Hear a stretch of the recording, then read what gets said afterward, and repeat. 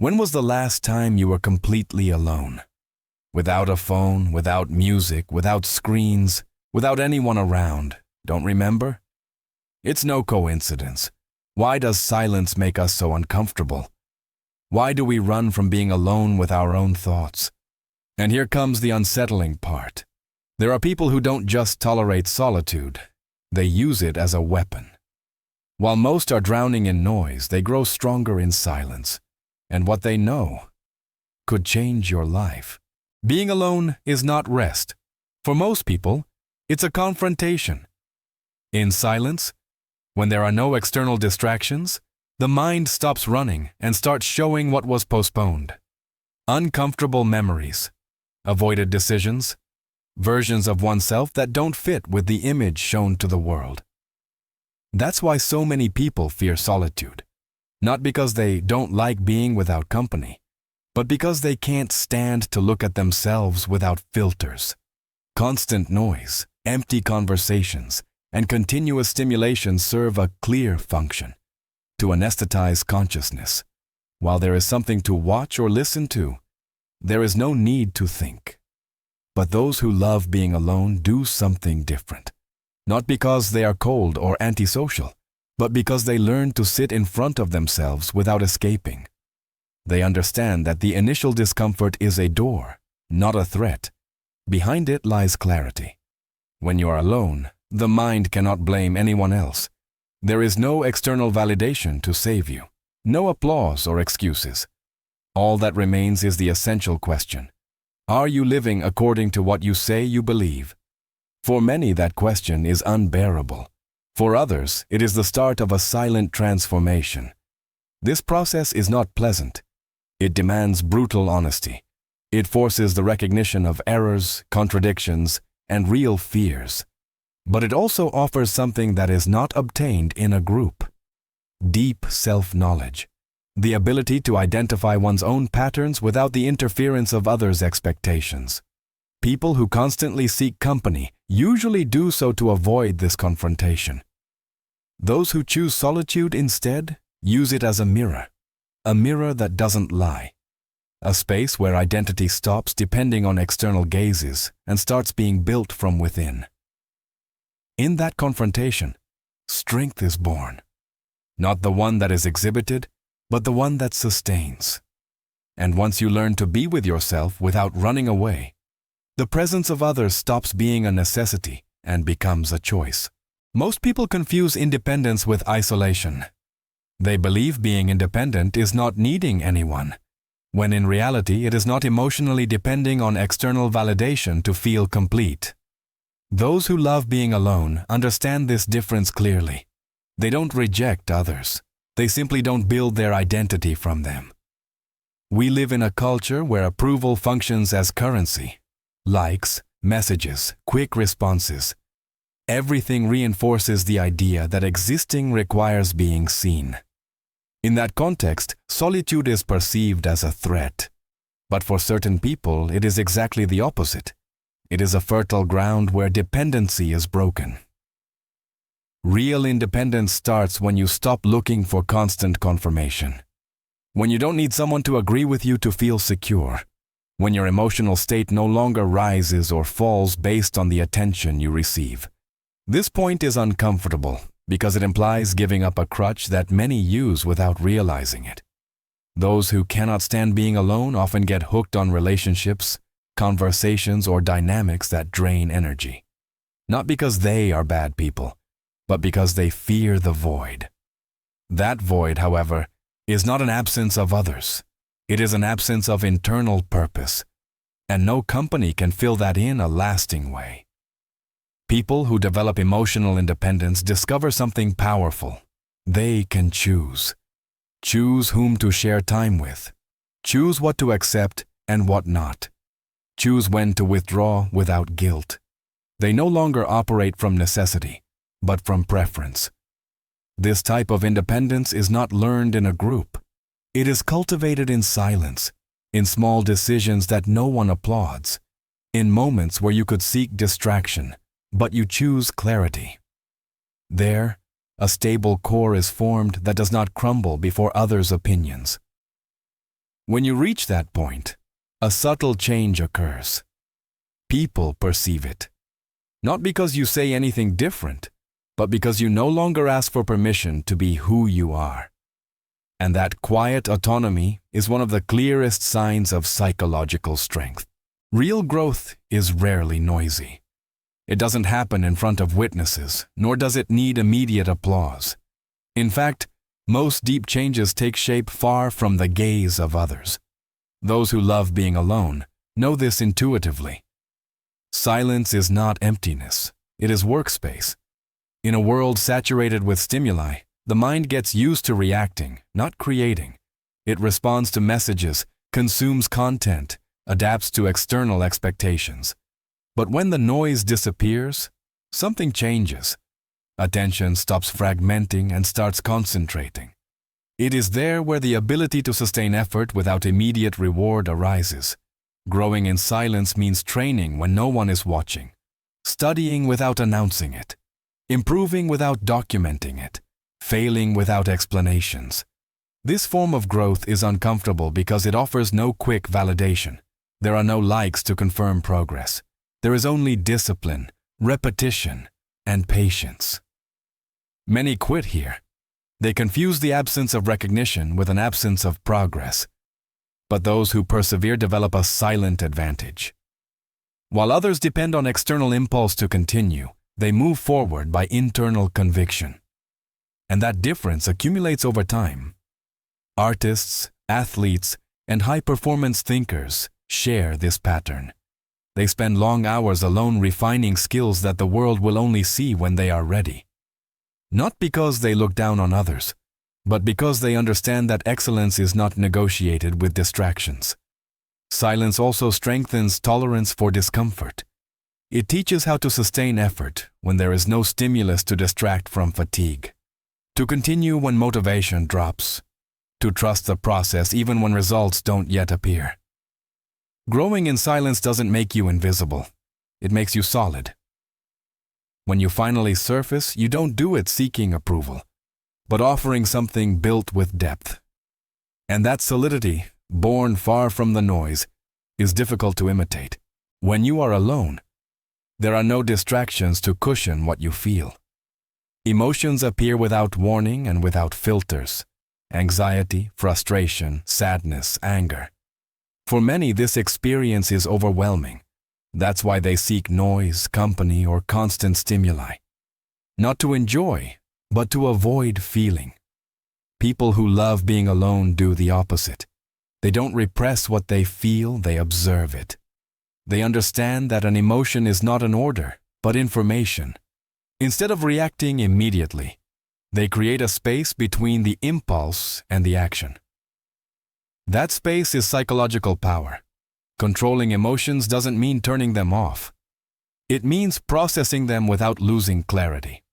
When there is no audience, there is no need to perform. There is nothing to prove. The emotion can exist without being dramatized. And by allowing it, it loses intensity faster than many imagine. This internal training only happens in solitude. In a group, emotions are contagious, amplified, or repressed according to the dynamic. Alone, there are no social mirrors. Only the direct relationship with what arises within remains. And that relationship, over time, becomes more stable. Those who develop this skill stop being easily manipulated. They don't react to external provocations with the same intensity. They don't need to unload what they feel onto others. They know how to wait. They know how to choose. And that calm is not passivity. It is self-control. Most people confuse emotional control with coldness, but they are not the same. Coldness avoids feeling. Control allows feeling without losing direction. This difference is crucial. He who runs from his emotions ends up being governed by them. He who faces them in silence learns to use them as a guide. With time, this practice transforms the relationship with stress, conflict, and external pressure. What once overflowed is now processed. What once demanded escape is now sustained. And so, Solitude stops being an occasional refuge to become a space of continuous mental training. Most people live using masks, not out of malice, but for social survival. They adjust their behavior according to their environment, moderate opinions, exaggerate traits, or hide them to fit in. Over time, that constant adaptation creates a silent confusion. They no longer know who they are when no one is watching. Solitude eliminates that stage. When you are alone, there is no audience to please or role to play. Masks fall for lack of utility, and what remains can be uncomfortable at first. Internal contradictions appear, repressed desires, values that don't match the life you lead. For many, this discovery is unsettling. For others, it is liberating. Those who love being alone use this space to recalibrate. They observe which parts of their personality are authentic and which are learned responses. They ask themselves why they take certain decisions, why they repeat certain patterns, why they accept what they accept.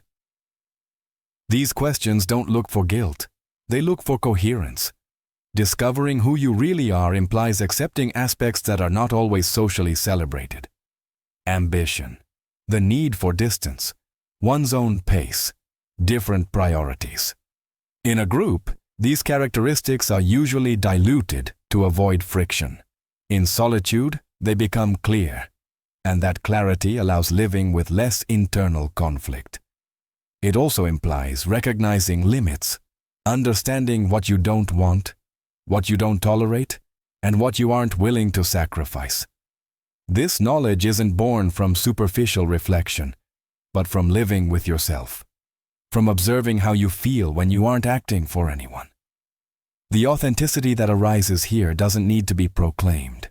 It is reflected in firmer decisions, more selective relationships, and a life aligned with real values, not borrowed ones.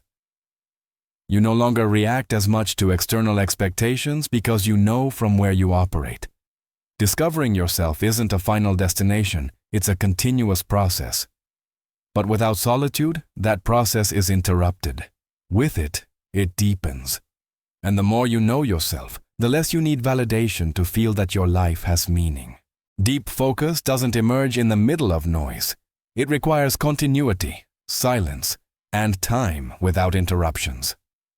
However, most people live in reactive mode, responding to messages, attending to stimuli, jumping from one distraction to another. In that state, the mind doesn't create.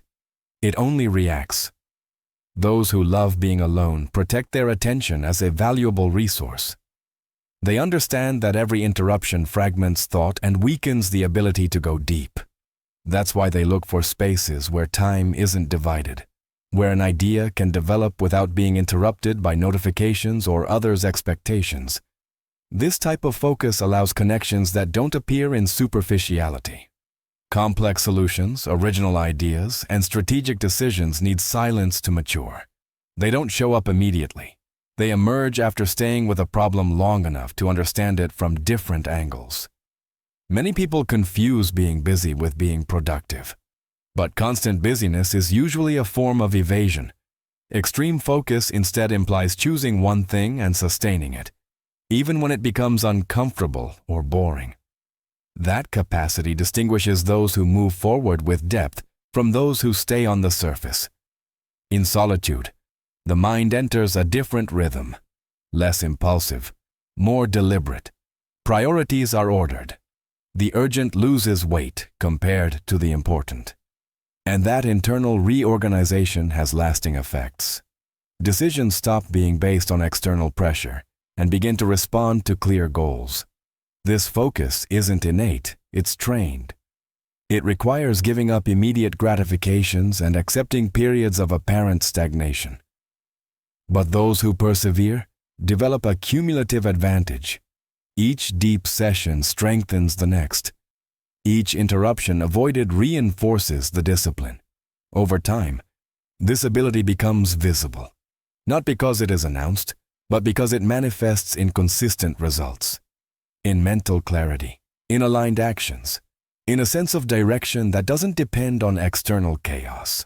Reaching a point where one doesn't need anyone to survive emotionally doesn't mean rejecting others. It means having built a solid internal base. People who love solitude don't depend on constant validation or immediate support to stay on their feet. They have learned to sustain themselves. This self-sufficiency isn't born from pride, but from experience, from having gone through difficult moments in silence, from having made decisions without applause, from having made mistakes without witnesses. In that process, trust stops leaning on external opinion and shifts toward one's own criteria. When someone doesn't need others to feel complete, their relationships change in nature. They no longer seek to fill voids, but to share from choice. They don't cling. They don't beg. They don't tolerate bonds that drain. Solitude taught them that inner peace is more valuable than the wrong company. This type of independence also redefines fear. The fear of abandonment loses strength when it has been proven that one can move forward alone. Loss hurts, but it doesn't destroy. Absence is uncomfortable, but it doesn't paralyze. That internal stability generates a calm that is perceived even from the outside. Many people avoid solitude because they fear discovering they don't know who they are without others. But those who go through it consciously come out strengthened. With clear limits, with defined priorities, with an identity that doesn't fluctuate based on the environment. Not needing anyone doesn't mean isolating oneself from the world. It means being able to choose, choosing when to share, with whom, and to what extent. It means that the presence of the other adds, but their absence does not break. This is the final difference between those who fear being alone and those who enjoy it. Some seek refuge. Others have built an inner home, and from there, everything changes.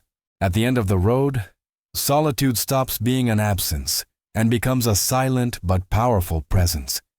It is no longer something to be suffered, but something that accompanies. For those who have walked this process, being alone doesn't mean being incomplete, but being in balance. Society usually teaches that happiness depends on being surrounded by people, on constant bonds, on emotional noise. But this journey demonstrates the opposite. There are people who find clarity precisely when the world falls silent. In solitude, they discover what they desire, what they reject, and what they are no longer willing to tolerate. None of this happens overnight. It's a slow process, sometimes uncomfortable, even painful. It requires facing yourself without distractions, listening to thoughts that are normally avoided, accepting truths that aren't always pleasant. But those who go through that stage emerge with a strength that doesn't depend on external circumstances. Solitude, well understood, doesn't create coldness, but depth. It doesn't put out empathy, but makes it more conscious. These people don't close themselves to the world. They simply no longer give themselves away pointlessly. They've learned that not all closeness is connection, and not all company is support.